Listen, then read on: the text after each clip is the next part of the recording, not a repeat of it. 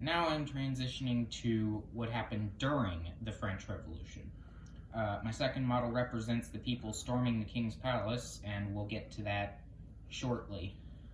It was also around this point the National Assembly and the poor people in the Third Estate realized that they would need to arm themselves because this conflict could boil over into a full revolution.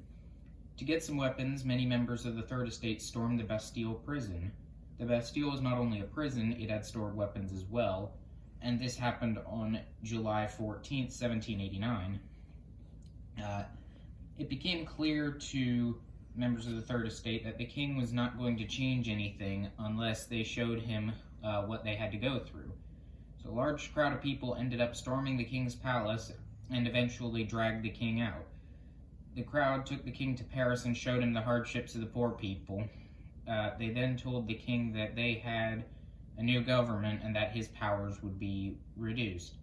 They tried to force a constitutional monarchy on the king, and the king was forced to go along with the plan because he knew he would be killed if he didn't. And this is the second model representing the people storming the king's palace, and that building which represents the palace, and all the figures are the people who wanted a different type of government. There was a brief period where the king ruled as a constitutional monarch. On June 20th, 1791, King Louis realized that if he wanted to become a legitimate monarch again, he would need some foreign help. The king and queen tried to escape to Austria to devise a plan, but they were recognized at the border and were arrested and brought back to Paris. With it clear that Louis was not willing to support the new government stripped Louis of his power.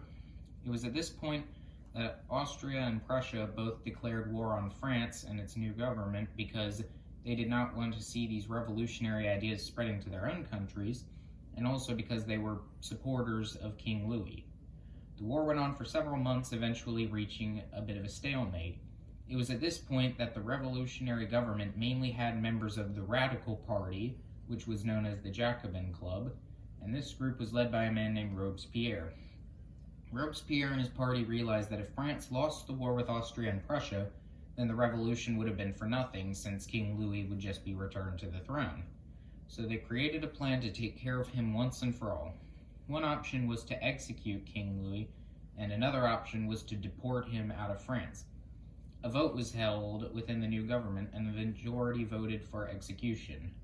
King Louis was executed on January 21st, 1793, and the Queen Marie Antoinette was also executed in October of that same year.